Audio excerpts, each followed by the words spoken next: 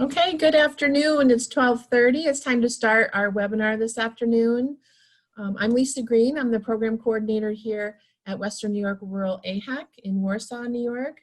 And our partners from Spectrum Human Services, and I want to welcome you to the fifth and final Choosing Hope webinar session, which has been a series of discussions about substance use disorder and opioid use disorder, and the hope that people can find in the treatment and recovery process. So again, please use the chat box for any questions that you have. And when you're doing that, please choose to all panelists and attendees so that everybody can see your questions.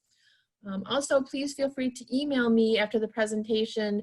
I can get in touch with any of our presenters, and if you're not comfortable putting a question out there, but you do have questions, please let me know. I'd be glad to try to get an answer for you. And it's really exciting because we have all of our previously viewed webinars on our website at www.r-ahec.org. If you go to the R-Core tab, and if you see the Choosing Hope signal, right next to it is a link to all of our webinar recordings. This webinar will be recorded and will be up by August 15th. So all of our recordings will be up. You can use them however you'd like to. You can take pieces of them and review them with anyone that you'd like, disperse them, share them. We'd love for all this information to get out there free to anyone. Our informational session for medication-assisted treatment is on Thursday, so if you have registered for that, you should have received a link to join that via Zoom meeting, and if you haven't, please let me know and I will resend the link to you. So let's get started. Today we are so pleased to have Julie Gutowski with us to talk about billing and coding issues as they relate to substance use disorder. Julie's the Vice President of Clinical Operations and Services at Spectrum Health and Human Services. She's been at Spectrum for about 11 years, is that right? Correct. And we welcome you and take it away. Thanks for the nice introduction. Hi all, I'm Julie Gutowski. I work at Spectrum, and I wanted to give you a little bit of background about Spectrum and kind of why perhaps we were invited to lead the panel today related to billing for substance use disorder services. And I have with me Judy Matney. She's the Vice President of Data and Support Services. Judy's role really is at the end. If anyone has any questions, Judy is our billing guru. So that's why Judy's here. Hello, everybody. Thanks, Judy. So Spectrum has been providing services since 1974, and we have 5 larger clinic sites, all of which are providing substance use disorder services. And we did a transition a few years back from traditional outpatient to a CCBHC, which is essentially a one-stop shop that people can come in and get their behavioral health needs, both mental health and substance use disorder, including opioid addiction. I do have slides for you. I'm not the kind of person who likes to read the slides verbatim, so they're kind of there for more as a reference, and hopefully if you wanted them, Lisa could send them out to everyone because they do contain quite a bit of information. Absolutely. Great. Well, I can give kind of an agenda of what we're going to talk about today. We're going to talk about the different services that are covered under OASAS at an outpatient clinic, and also some of the rehab services. It's really exciting. In the last few years, OASAS did add additional services. So it's not the old school traditional individual session, group session, maybe you see the psych for medication. So they've really added quite a robust number of services which are helpful. So we'll talk about those services, and I'll go into a little bit of detail about the different services. And then I also thought it might be helpful if we talked a bit about creative or alternate ways of obtaining funding to provide needed services. because a lot of times if you do work in human services, you understand that the insurance reimbursement doesn't cover all of the costs of all the services that might be helpful for someone. And so we have some creative ways that we'd like to share with you, you might be able to do to figure out to add additional services. Next slide, please. And so these are all of the different services. APG stands for Ambulatory Patient Grouping Services. And so these really are service names for codes as to how you would get paid by insurance companies. These exact definitions are important to follow, especially if you're working with individuals who have Medicaid and managed Medicaid. There are both services that can happen before the individual comes into treatment or requests treatment. There are some services that really are designed to be more of a preventative measure than to treat a substance use disorder like opioid addiction. And so that really is the screening and the brief treatment. And then we have some traditional outpatient services, you know, the assessment, individual counseling, brief treatment, group counseling. The additional services that OASAS has added in the last few years that I think really can support and create a robust recovery plan for individuals are family services, that's critical. Also peer advocate services, having peers, people with a lived experience coming in and working with individuals, helping them decide what their recovery should look like or will look like and what they're interested in. Then we have some services related to medication-assisted treatment, but also they can apply to mental health medication treatment as well. Complex care coordination. In the past, if you had worked in outpatient clinic 10, 15 years ago as a counselor or clinician, we were doing a lot of care coordination. However, it wasn't necessarily reimbursable. And then we have some other services that offer a bit more support than traditional outpatient services, where you may get an individual session once every 2 weeks and maybe go to group a couple times a week. Next, please.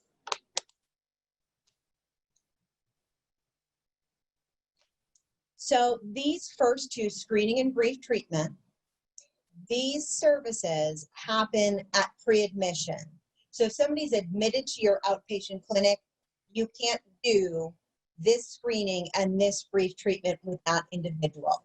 So what could potentially happen, and I think what happens and how people get linked to screening and brief treatment is perhaps they're at their primary medical doctor's office and there's some kind of flag for some reason about that potentially there's a substance use disorder the individual has, or there's that kind of concern. So the primary medical doctor could refer the individual to an outpatient treatment to get a screening and a brief treatment. So the screening is simply that. We meet with the individual face to face, which can also happen via telehealth, especially right now with the current situation. So we have a member of the clinical staff meet with a person really to do a screen that is approved by OASAS. And these are pretty simple screens. And so I have a list of all the different screens that are approved by OASAS to provide this service. The easiest one for me, in my opinion, is the CAGE or the CAGE AID. So that is, the CAGE is essentially 4 questions that you ask the individual. And if they score 2 or higher, it could indicate that there may be a substance use disorder. So the first question you're going to ask is, have you ever tried to cut down your use?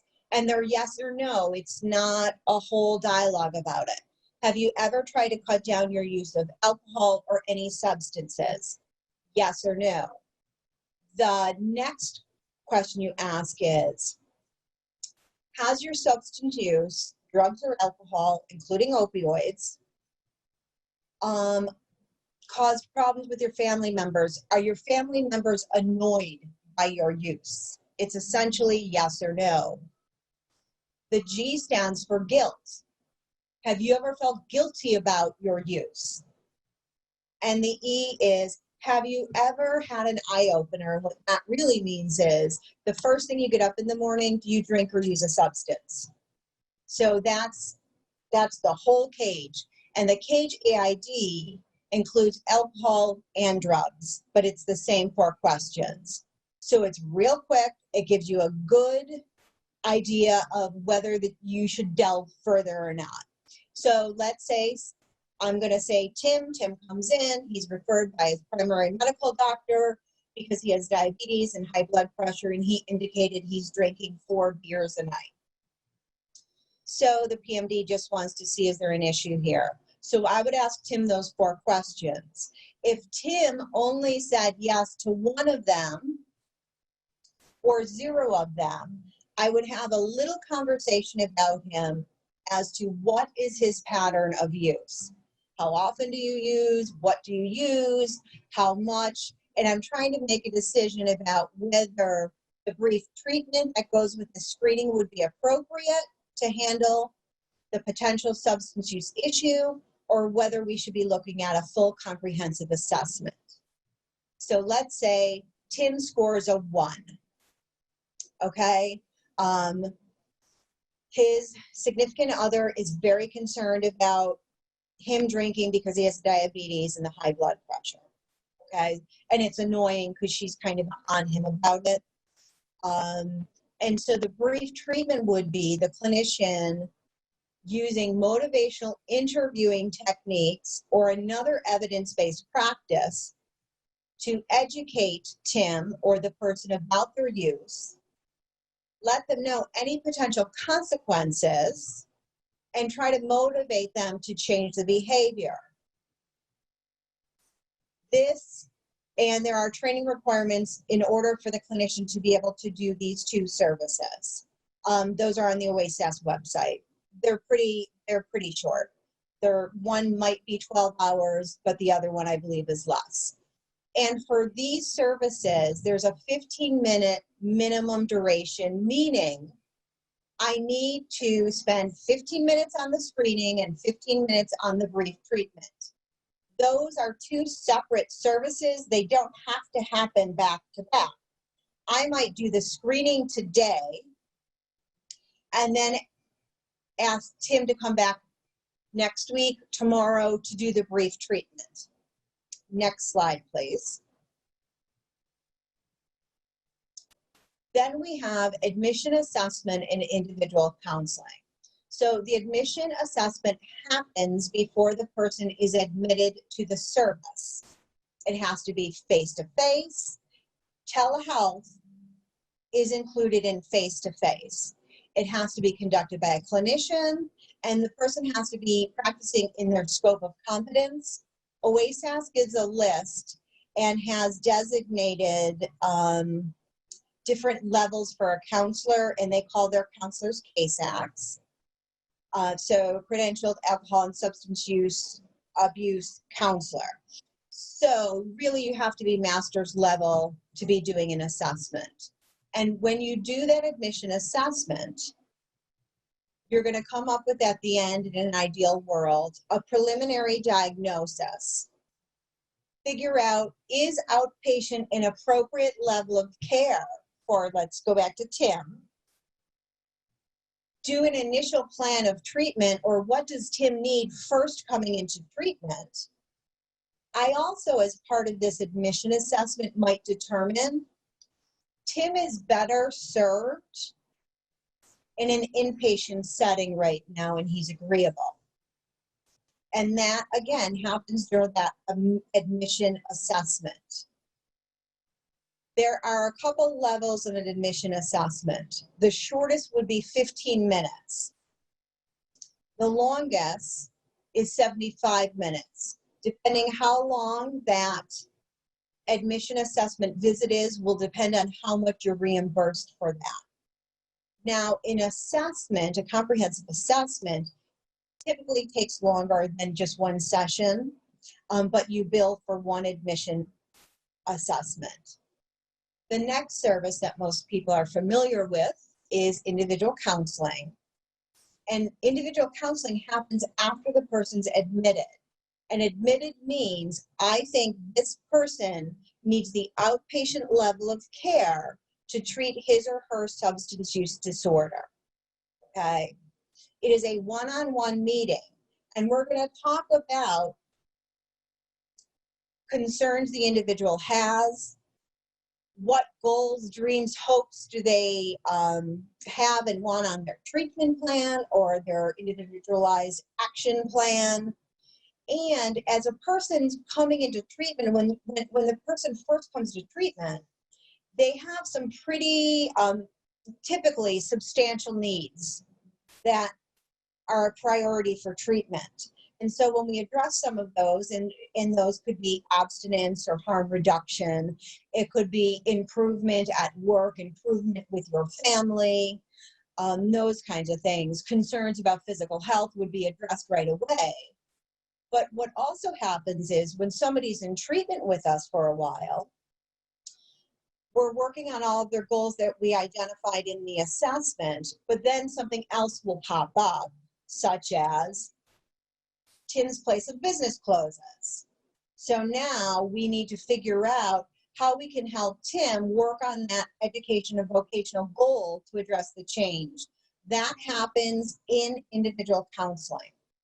Now, there are two different reimbursement points for individual counseling. You can do a brief for 25 minutes, or a normative or a regular is 45 minutes. That's a change. In the past, it used to be 30 minutes or more. Next slide, please. Then we have brief treatment and group counseling. Two separate services. I just put them on one slide. Brief treatment, it happens after the person's admitted, and it's a one-on-one. We have to use evidence-based practice to focus on a specific behavior or need. So something happens, something pops up, and we need to do a really targeted intervention for the individual to help him or her address the new need. The brief treatment has to be at least 15 minutes minimum. So what could happen is how I kind of see this playing out is, let's say I'm the group therapist. All of a sudden at the end of group, Tim says, you know, I got in a real bad argument with my significant other, and, you know, I'm thinking maybe this whole thing isn't for me anymore. I was just, you know, coming because she was on me about it. As the therapist, I could pull Tim aside, have an individual, and really talk about, and I'd probably use motivational interviewing and solution focused to get Tim to recognize or to be able to identify how recovery helps him regardless of the significant other. So that's how brief treatment is used. A very specific problem using an evidence-based practice to help them address that behavior or that need. Group counseling. You cannot have an individual attend groups prior to admission. So it has to be a post-admission service. And a group is a clinician or a therapist. And depending on the size of the group and the purpose of the group, there might be two clinicians who are co-facilitating the group. But it's a therapist or therapists who treat multiple people at the same time. And you're really focusing on the individual needs each person has in the group. The group has to be on the individualized action plan or the treatment plan, okay? Now, a question might be, if I have 14 people in my group, how do I know that what I'm covering today applies to all 14 people and it's listed on their treatment plan? People should be assigned as part of the intake and admission process to groups based on their needs and their goals. So that's how you would know if I were running a group related to early recovery, people who are just trying to become abstinent or cut down on their use and not use any substances. In early recovery, I probably would be talking about things like psychoed about substances, psychoed about withdrawal. I'll be talking about things such as triggers, what's a trigger, what's a coping skill. So that should apply to everybody in that group session. And then when the individual has met his or her needs or goals that are accomplished in that group, they then get moved to another group to address other needs and goals. The group counseling needs to be 60 minutes. There's a minimum duration. If you run group for 55 minutes, it is not billable. If you have more than 15 people in your group, essentially it is not billable. And all of that information is on the OASAS website. And I have a link at the last slide of this presentation. So could we go to the next slide, please?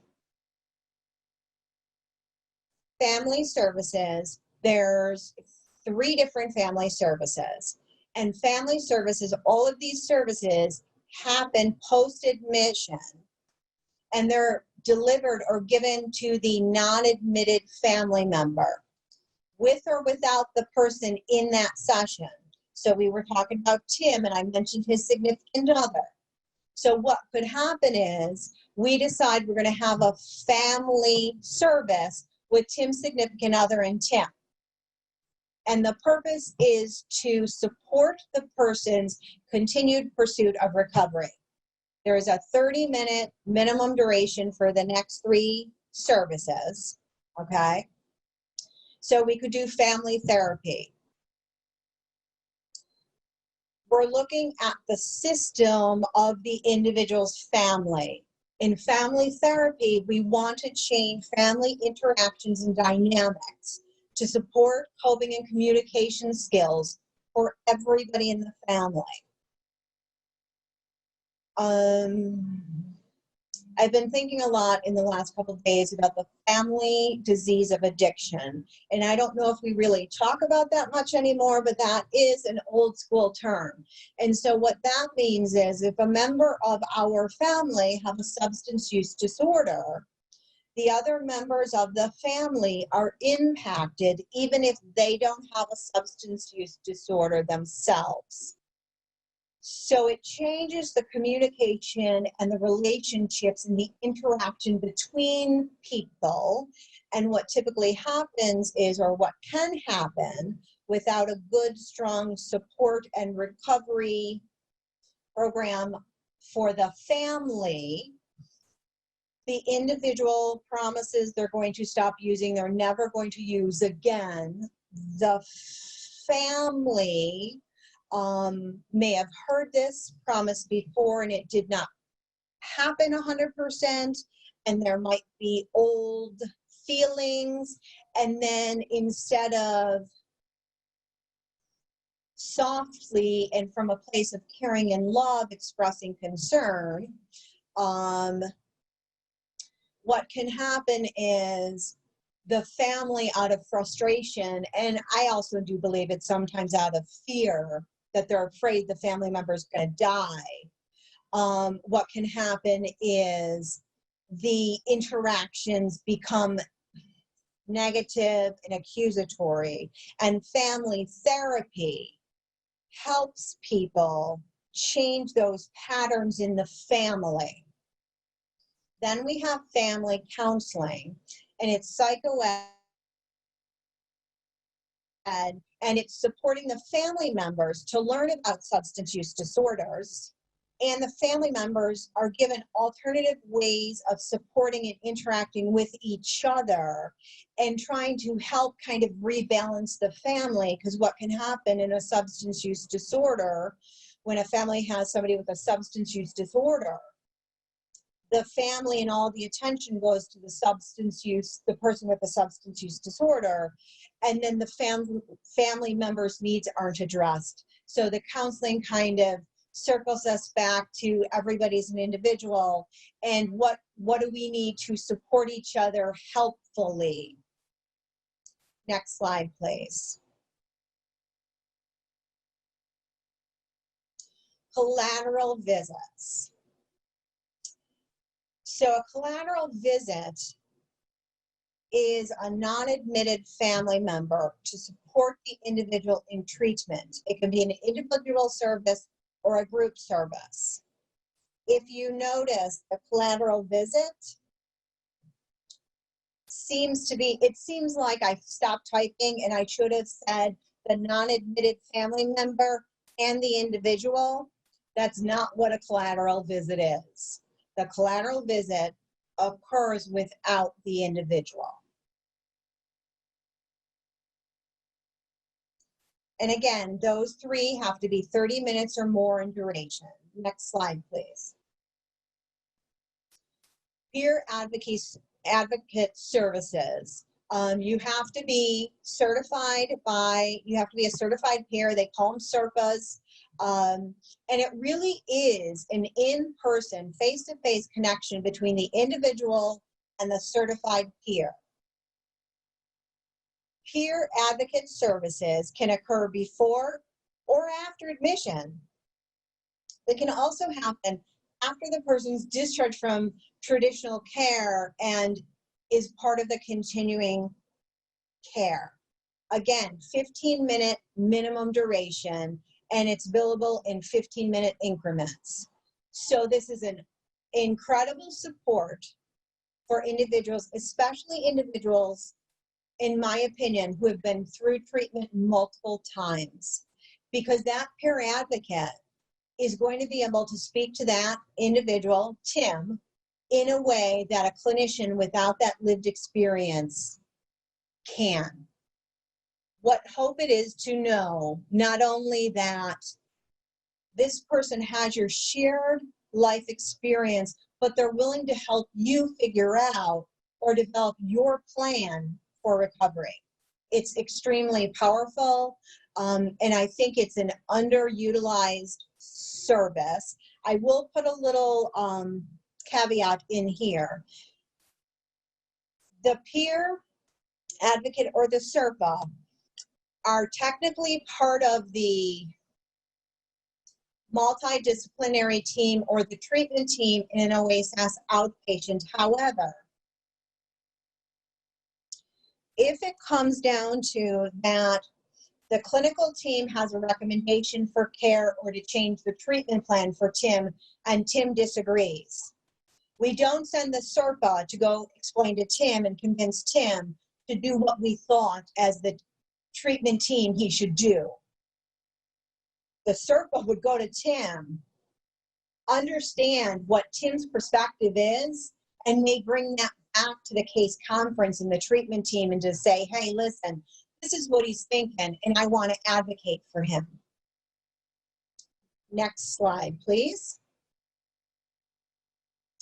Medication administration and observation and medication management. So this really applies to medication-assisted treatment, and it also could apply in some respects to if you have a prescriber who's also providing mental health medications. So the first is literally we are giving the person administration of their med. It could be oral, it could be a shot. It is given by the medical staff. The medical staff has to be in their scope of competence. And it has to be at least 10 minutes or more. So what happens is, now Tim has now decided he's going to try Vivitrol for the alcohol. So what would happen is, he would, at least at Spectrum, what would happen is, we would meet with him, we being a nurse who's practicing in the scope of his or her competence, would meet with him, do a quick assessment. We do a COWS or a CEWA, depending on the substance. We would give the medication, and then we would spend time with Tim, educating him more about Vivitrol and all that kind of stuff, and spend at least 10 minutes to make sure that there's not an issue, he's not having a reaction. So that's the medication administration and observation. Medication management, and if there's any doctors, nurse practitioners, physician assistants on the call, I call all of y'all prescribers, and I know you do much more than prescribing. It's just a way for me to kind of sum it all together. I know you do treatment and you do counseling and you also do assessment. So medication management is the visit with the prescriber to evaluate, monitor, and look at and manage any prescribed medications. You have two different options. You have routine, the person's already started on it. Things are fine, it's kind of just like a check-in. Or what could happen is somebody's on Suboxone or buprenorphine, and then what happens is they come and they meet with the prescriber the second time after they started taking it. They're still having symptoms, so we need to make an adjustment to the dosage. So that would be routine. Complex involves when the person has one or more chronic long-term conditions and takes multiple medications. Again, 10 minutes or more duration. Next, please. Medication, addictive medication induction and ancillary withdrawal. The induction is they're being considered for an addiction medication. So the first time that we're really considering medication-assisted treatment for somebody is the induction, or it could be the follow-up of somebody who's been induced on a medication after the initial eval. So our process is, and there's no time requirement on that, our process is they meet with the prescriber, we make a decision, the prescriber makes a decision, that kind of thing. We do prefer, if possible, to do the first buprenorphine inside our clinic with the nurse, just in case there's any kind of adverse reaction or allergy. And then we have ancillary withdrawal services. So what that really is, for people who are in mild to moderate withdrawal from some substances, or if they also have persistent withdrawal, we do not need to send people to detoxification. We don't have to send people to the hospital. We can provide ancillary withdrawal services in an outpatient clinic. You do have to get the service added to your operating certificate. You're going to need to develop a protocol about who qualifies for this service, what substances qualify for this service. And there is no time requirement for this ancillary withdrawal service. So if we think back about Tim, when he first came in, if he were drinking every day, I think I said he was drinking 3 beers. I don't know if he'd really be in any kind of significant withdrawal from that.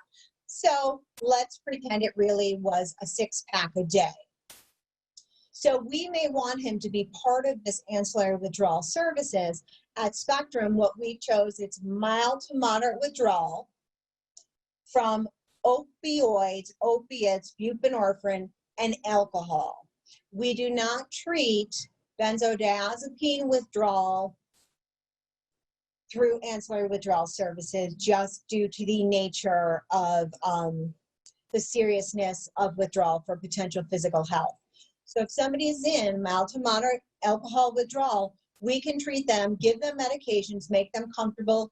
They'll come back and see us, we check on them. And again, it's another service. If you worked in outpatient and you referred people to detox, unfortunately, there are not enough beds. And the beds that there are oftentimes are saved or utilized by people with higher risk withdrawal symptoms, where the person actually dying is a potential. So the ancillary withdrawal helps you treat those people in your own clinic. And think about how many times, if you're a clinician, you've referred somebody to detox, and if they went, most of the time they were not admitted. And then a lot of the times they didn't even go because they didn't want to go to detox. So this allows you to kind of keep the person more engaged in treatment, because if I've advised somebody to go to detox at a hospital and they don't go, they often feel uncomfortable about coming back. So with this ancillary withdrawal service, you can, number one, increase your revenue, but more importantly, serve your people the way you like to serve people and really get that engagement solidified. Next slide, please.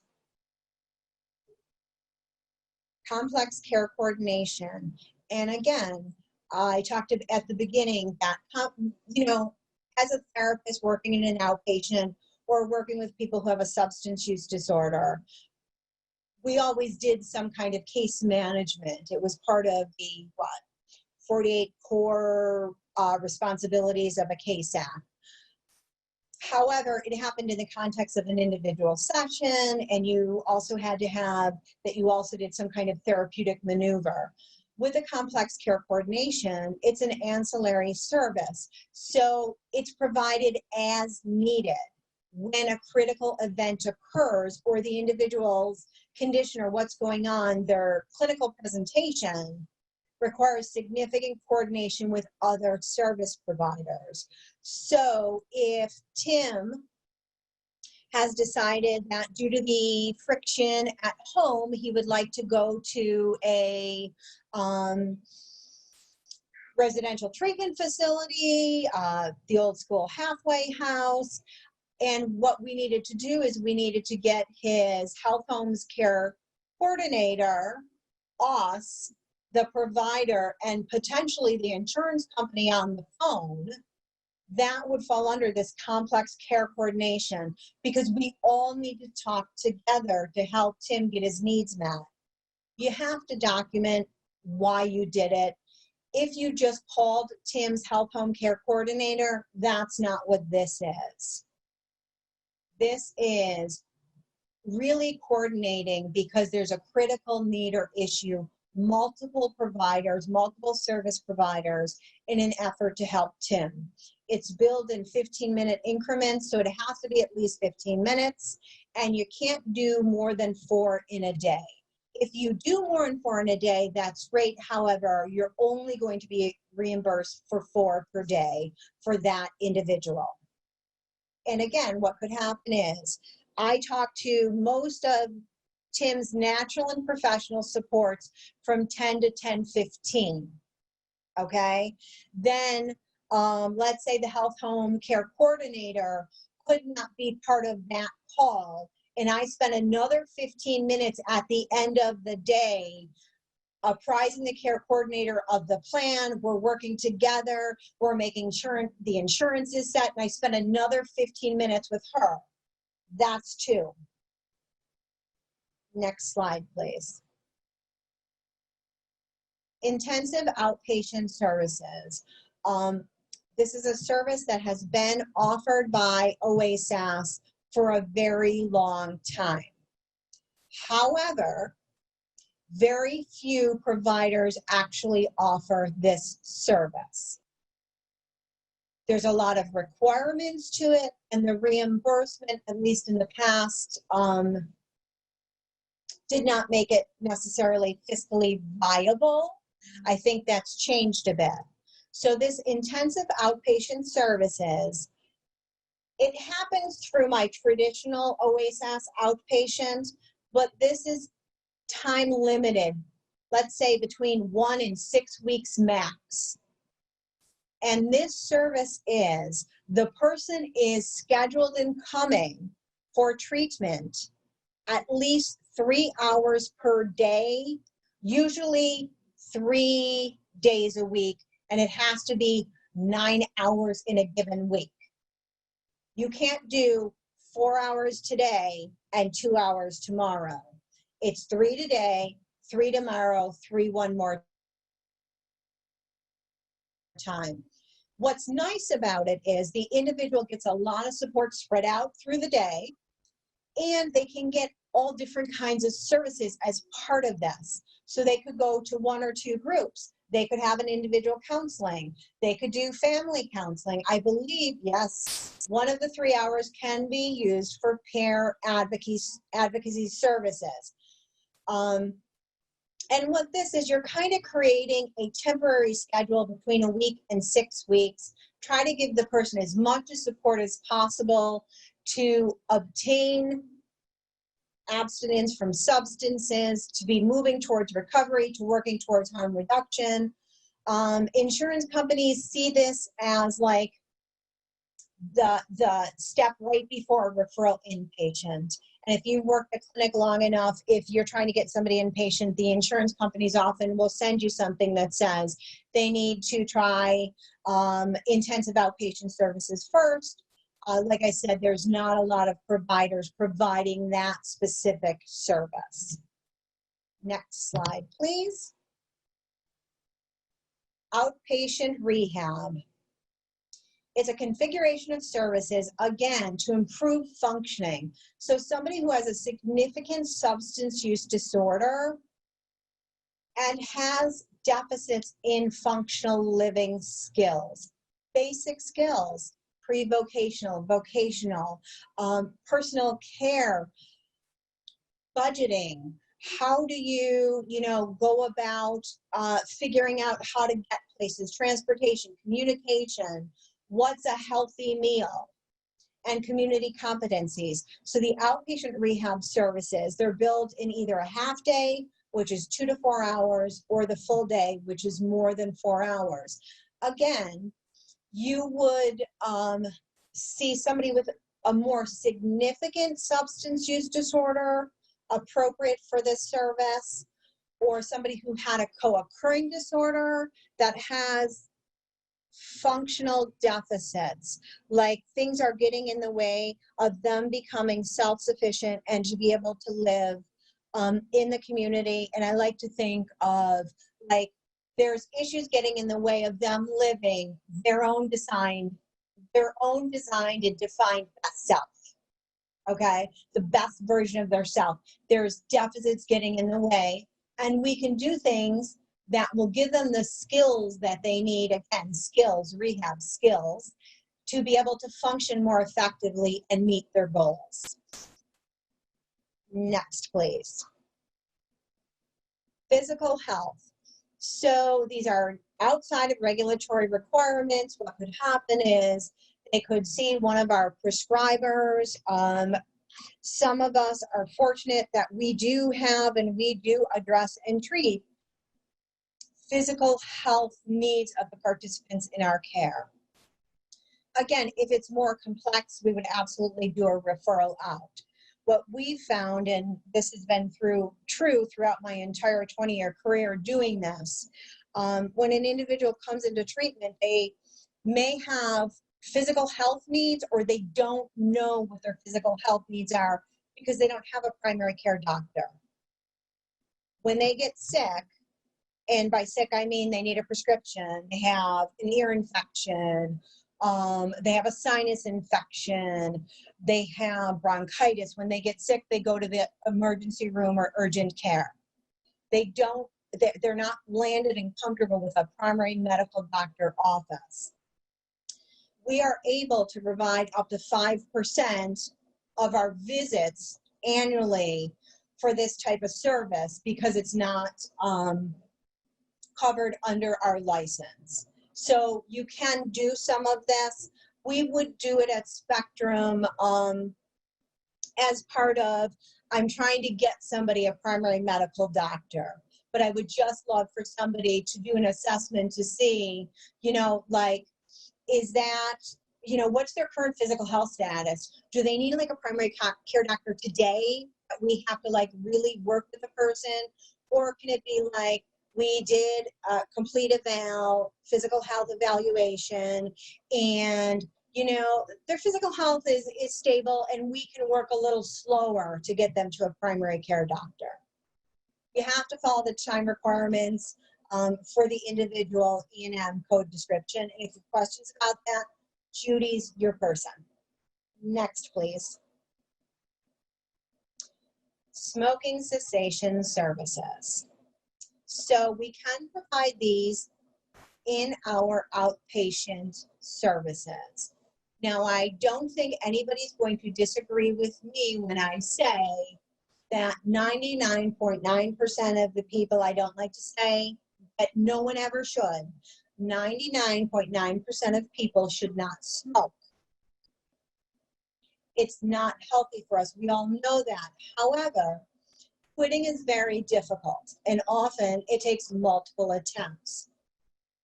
And so OASAS gives us the smoking cessation services so we can try to start working with people on their cigarette smoking, or any kind of nicotine usage.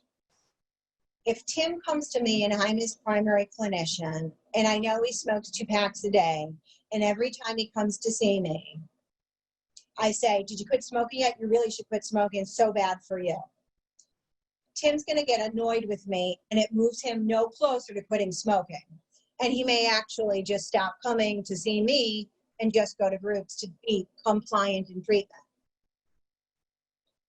However, we can use the smoking cessation to say, and we would have done this in the assessment, and it should be in the treatment plan, to say, hey, Tim, I know when you first came in, you said you were thinking about maybe in the future you quit smoking. Where are you with that right now? Are you thinking now's the right time? What would need to happen in order for you to feel that, hey, yeah, I am closer to maybe thinking about that now? It's literally 3 minutes. You could spend 3 minutes on that. So what you could potentially do is, so I would do that little thing and I would say, dude, how much is a pack of cigarettes now? And he would tell me. And then I'd say, did you ever think about what you might be able to do with that money you saved? I know you really wanted to, get that bike for your kid when he graduates, kindergarten this year. It's just something for you to think about. Let me know when you're ready. There's your billable smoking cessation service. You could do 11 minutes or more. I would think that would happen in the context that the person absolutely wants to quit smoking. They're ready today to develop a plan, and we're going to help them with that. Other than that, I think the smoking cessations between those 3 and even to me 10 minutes is pushing it. And he'll want you to get off, or she'll want you to get off the soapbox. Next slide, please. Claiming restrictions and limits. So 1 claim per individual per day of the actual visit. This applies to Medicaid. And you can't have 2 of the same service on the same day. So Tim can't do an individual session with me at 1 o'clock and come back at 3 because he got in an argument with a significant other and do another individual session. Sorry.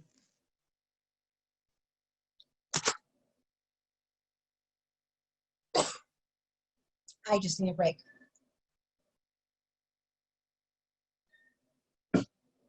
So what I'm gonna let you do is I'm gonna let you read this, because I have more important stuff to talk to, I think, on the next slide.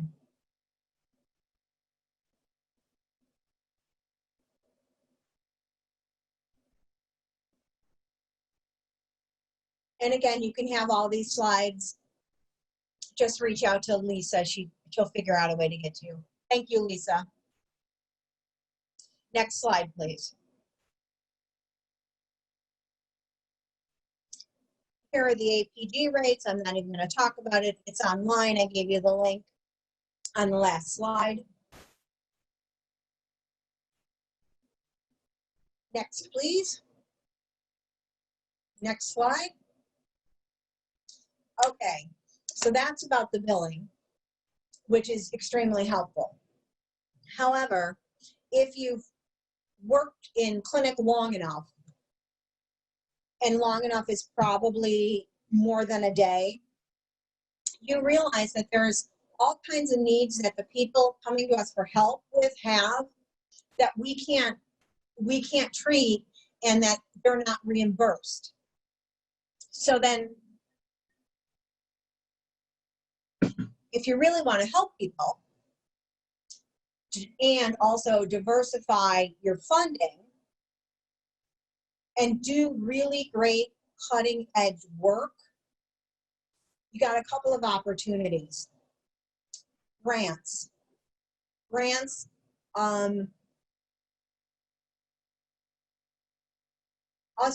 we at Spectrum apply for a lot of grants that help support services and things we want to do. You know, in the past, when there used to be more money from the state to outpatient providers, we would do services. They weren't really services. We would do things that would help our people, but we were not reimbursed them. But then at the end of the year, we're somehow made whole, sometimes with deficit funding or COPS money, if you're familiar with Office of Mental Health. As we continue to get leaner and leaner, those resources become leaner and leaner and less available. So I'll talk real briefly about these kind of grants that we've gotten in the last few years. So we're a Center of Treatment Innovation. OASAS funds that. It's county-wide. And really the whole idea, it's called a CODI. The whole idea behind the CODI is take any barriers we can out of recovery. We understand that some people have a substance use disorder and they're not ready for treatment. They don't want to do it. They're not ready to quit. They're not necessarily ready for harm reduction. They're ready that maybe they'll listen to what you have to say and maybe they'll go to a self-help meeting. This Center of Treatment Innovation allows you to staff it so we can go in the community and talk to people. What is recovery? How do you get recovery? Would you like to move toward recovery? These are the supports available to you. And so for us at Spectrum, we were able to utilize CODI funds to fund a mobile clinic, and I have a picture of it because it just got delivered. We're super excited. And we also use it to fund CERPAs, certified peers in the community. So if a doctor's office calls us and says, I got Tim here and he's not willing to come there, what do you got for me? What we can do is send one of our peers through the CODI to the doctor's office to talk to Tim. Where are you with things? You know, this was my story. And depending on what Tim's interested in, we'll help him. So if he says, I'm not going to treatment, I'm not ready, we'll say, okay, well, have you thought about maybe going to a self-help meeting? AANA, you know, SOS, Save Ourselves.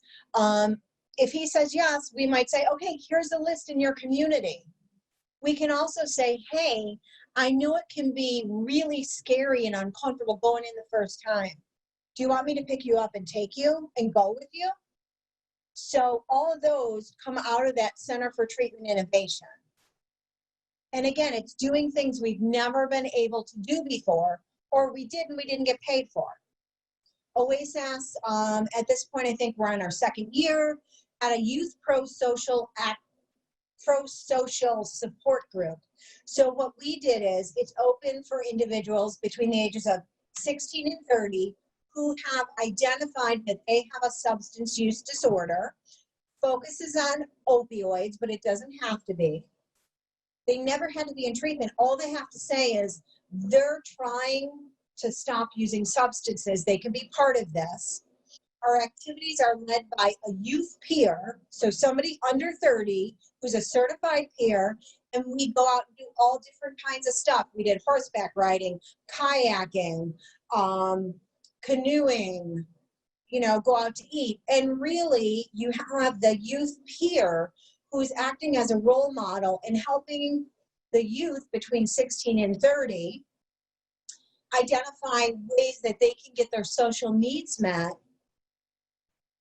in a healthy, sober environment. At this point, we were fortunate, Spectrum, probably 4, 5, 6 years ago, the state decided they were going to allow these CCBHCs. It's essentially a federally qualified health center for behavioral health care, one-stop shop. We can help you. OMH gave us the designation to be a CCBHC. And the beauty of this is you had to get an integrated license. We already had it. We were one of the first 8 with an integrated license in New York State. But the CCBHC, you have to have an integrated license, provide the full continuum of care, offer 24/7 crisis response and additional activities and services, and you were reimbursed what it actually cost you. So they made you whole. Now, at this point, the state's not giving out any more that I'm aware of at this point, original CCBHCs. There are 13 in the state right now across the entire state. However, SAMHSA has put out in the last 2 years an opportunity for people to do their version of a CCBHC. So what happens is you apply for the grant, you tell them how much you would need to do all the CCBHC services, and the money in my head kind of goes into like this little reserve fund. And so you've never had to do 24/7 in-person crisis response, and it's expensive at your clinic. So you do it, and then you pull for the cost of that additional service, you pull it out of your bank account. And again, this is how I visualize it. So you pull it out of the bank account.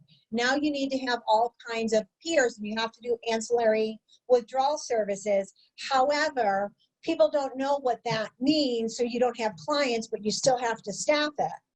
So you're losing money with the staffing. You can pull that out of this account, so you become whole again. OASAS also offered some scattered site supported housing. We were able to get that in Wyoming County, 8 or 9 beds. So it supports the individual with a substance use disorder being in his or her own permanent housing, and they have a support of a case manager to help them navigate and give them the supports and skills they need to be successful. Also, look at local foundations. We have a William F. Thiel grant. It is a text line for emotional wellness and support for stress. The acronym is to lose stress. So we staff that 3 hours a day from 7 p.m. to 10 p.m. And we have a either clinical staff on that or a certified peer. So anybody in the community in Wyoming County is the specific target population, but we help anybody who texts us.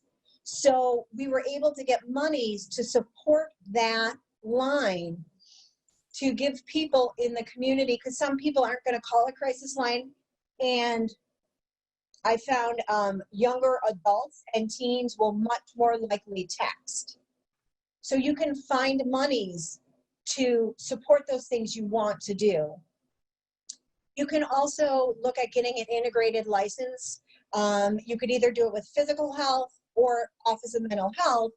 And really how that increases your revenue or reimbursement is, then you have additional services through Office of Mental Health that you can provide, because we all know that at least, and this is ridiculously low, we all know that at least 60 to 80% of the people in our substance use disorder services also have some type of mental health condition or symptoms they could benefit treatment for. Next slide, please. And I'm so excited about this. This is a funded mobile clinic. And so essentially what we're going to have there, like I said, it literally just got delivered maybe a week ago. So we have one for Erie County and we have one from Wyoming County.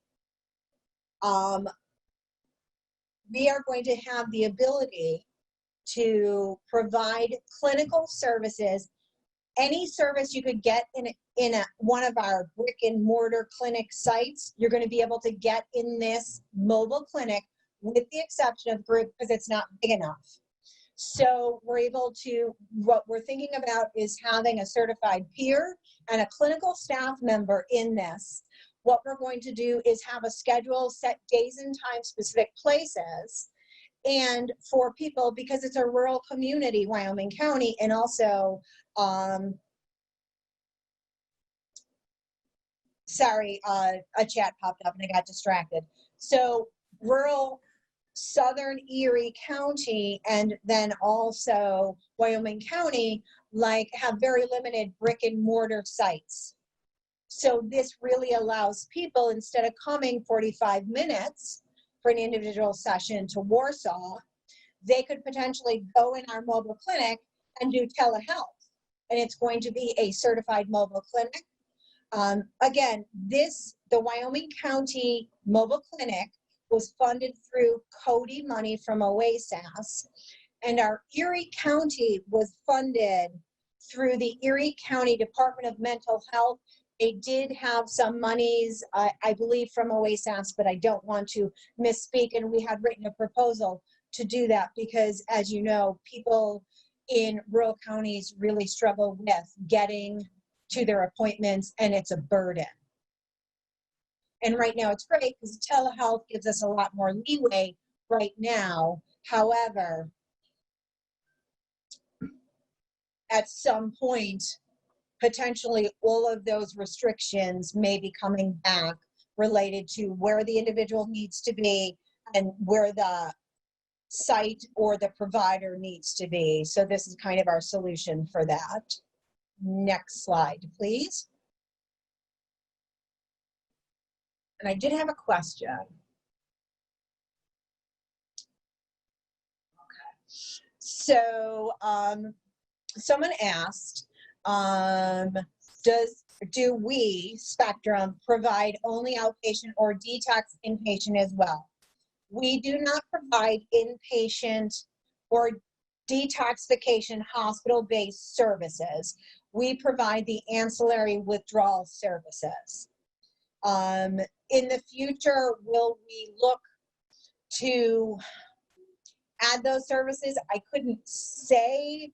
I think that the future really is collaborations and to be able to seamlessly get people the services they need. So it might more look like that I have a collaboration with an already existing detoxification hospital-based center, rather than kind of open another one ourselves because they're very expensive.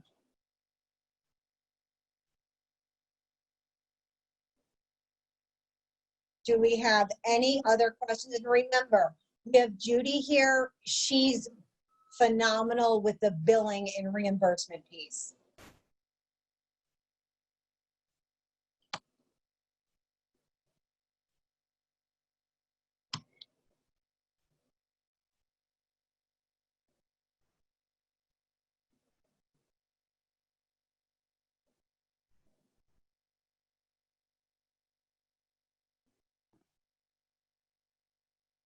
And then another thing about the ancillary withdrawal piece, if you get that service added on, I really think it's important because, again, what'll happen is we're sending people to the hospital-based detox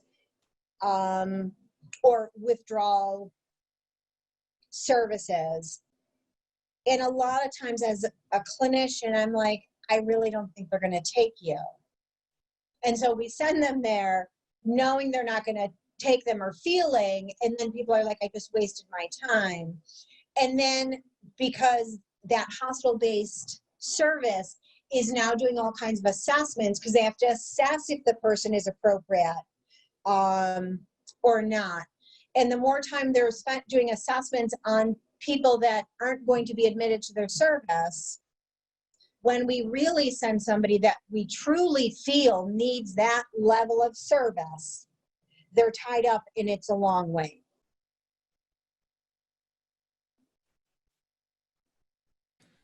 So Julie, there was a ton of information, so I don't know if I missed this or not. But if a if someone needed or would like to talk to a peer advocate, is that something that would be covered by insurance if they were not referred? If they were not in clinic treatment, Right. I do not believe so. I'm pretty certain not. I mean, you might be able to,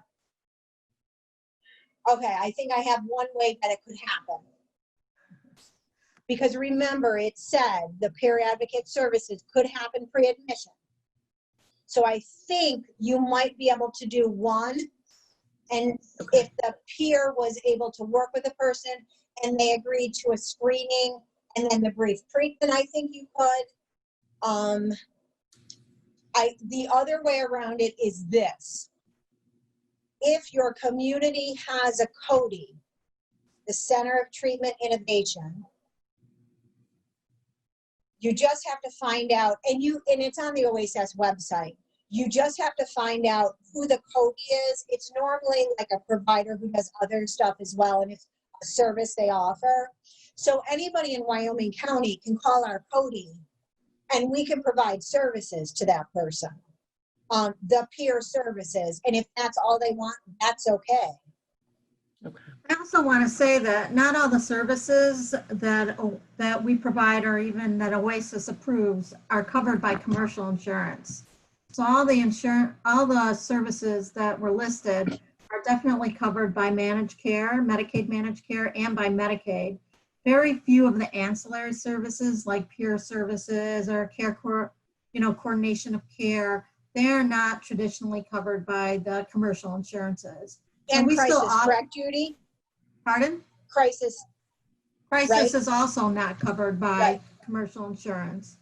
So Wow, it's that's unfortunate. an important but- distinction.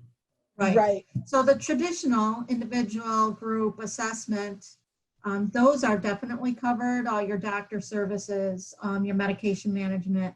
However, all the untraditional that we all love to provide, the peer services and the care coordination, they are not covered by commercial. We still provide them anyways because we feel they're important, but some places without a CCBHC probably could not afford to offer all those to your commercially insured.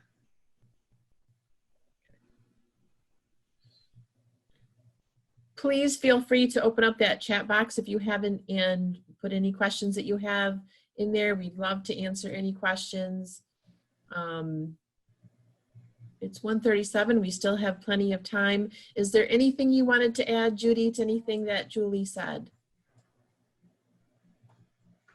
I don't think so. She really covered everything, very well, the different services and really the reason for the services, which is something I couldn't have done in depth. I can tell you how to bill them, but I can't exactly explain the clinical reasoning behind them. So, I think, you plan your services based on the client, not based on the payer, and you give them what they need to succeed. And that's our goal, always our goal. So. I am so glad, Julie, that you had a ton of information on your actual slides, because I know that people have been asking me for slides from presenters, and with so much information on the slides, I feel comfortable sending it out. And then if someone has an additional question, I would forward that to you. Right, can I just add one more thing about grants right now?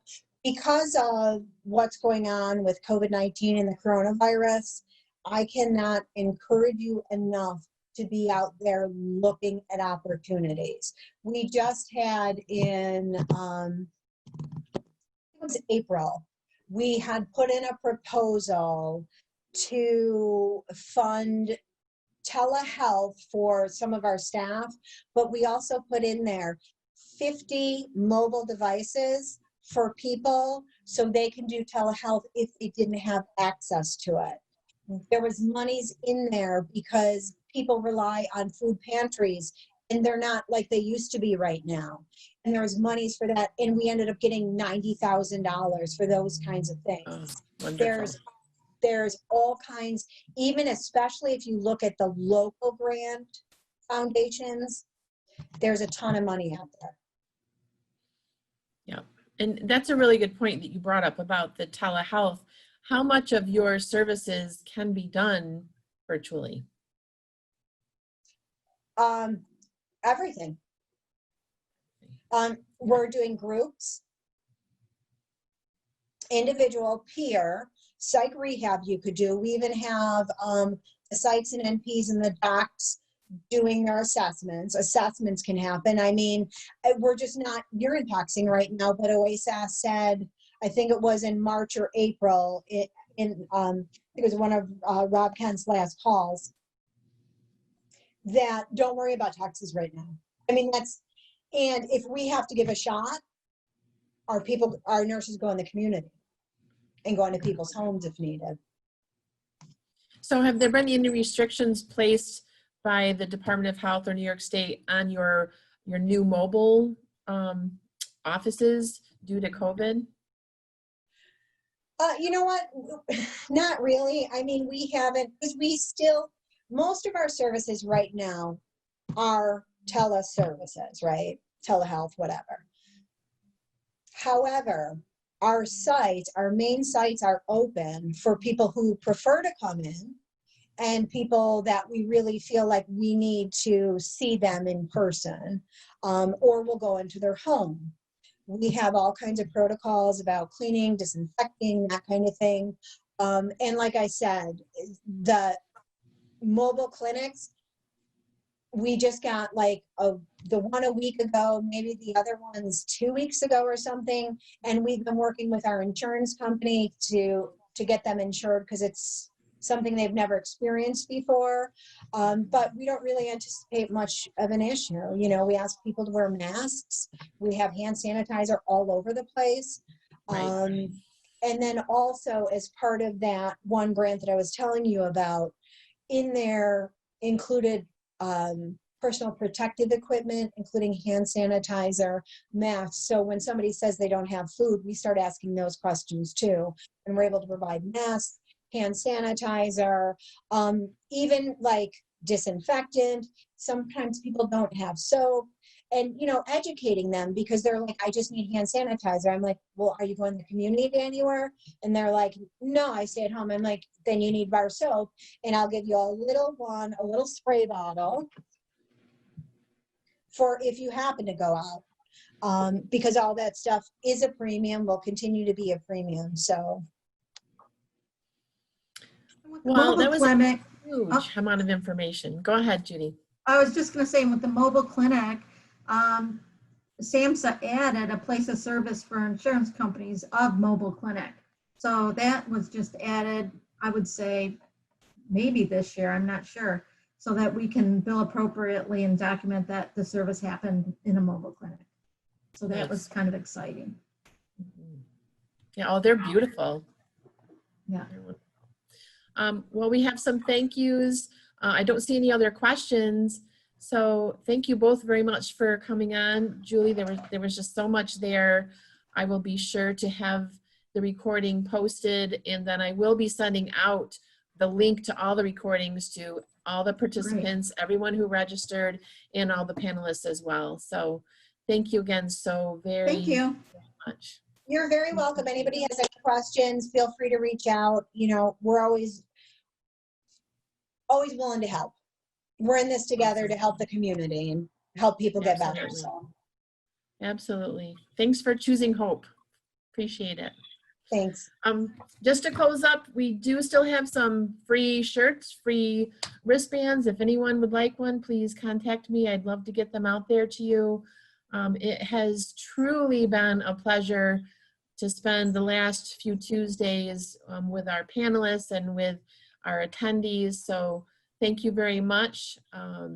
We do have ARCOR next year, which is the program that funded the webinar series. So we will be in touch. But thank you for choosing Hope, and have a great day. Bye. Stay well. Bye-bye.